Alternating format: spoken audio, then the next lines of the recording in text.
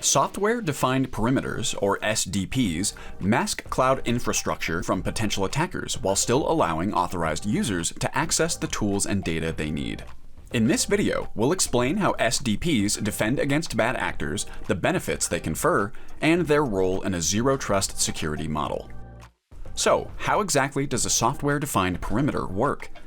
Think of SDPs as a bouncer at an exclusive yet low-profile event.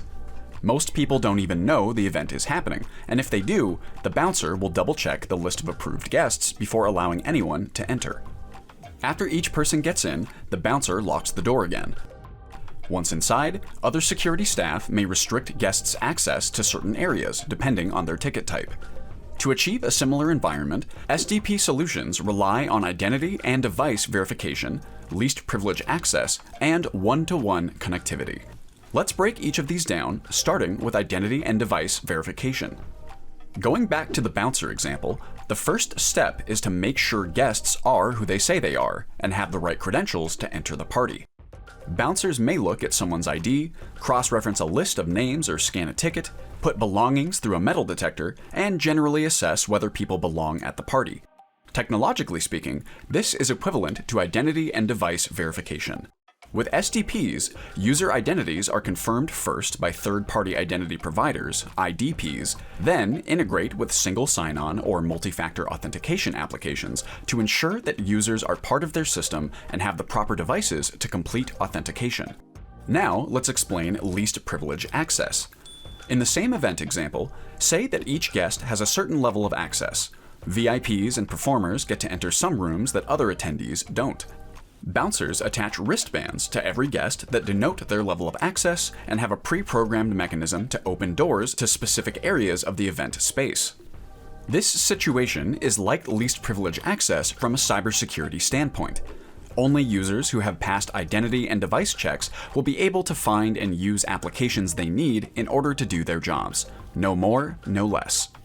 The last component of SDPs is one-to-one connectivity. Think of our event as a tailored, guided experience. From the moment someone gets their wristband, they are whisked away to the area of the event they are meant to see and nothing else. Some people get a full tour and have free rein to explore, while others are limited to certain parts of the event. In a similar way, software-defined perimeters don't connect users to an organization's full network. Instead, SDPs create a one-to-one connection between users and the resources they have permission to use. No other person shares the same connection and cannot access the same applications. Everyone has a different experience. At this point, you can probably think of a few benefits of an SDP, but we'll spell them out for you anyway. The first is flexibility. SDPs aren't hardware-based, so they can support both cloud and on-premise infrastructure. And because they can be used at any time by anyone while still allowing IT to oversee and maintain data and application permissions, SDPs are ideal for remote work. SDPs also streamline device and network management, eliminating the need for, and costs associated with, administering and monitoring firewalls, DDoS protection, and global load balancing. Lastly, SDPs make M&A integration easier. If both organizations already have SDPs, they can simply combine the contents into one larger SDP. Because of their many advantages, software-defined perimeters have become a core component of a zero-trust architecture.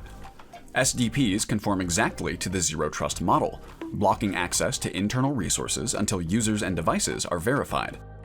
Do you know if your organization is on track to achieve zero trust? Check out the link in the video description to find JumpCloud's Zero Trust Assessment tool and gain tips on how to advance to the next stage in your zero trust journey.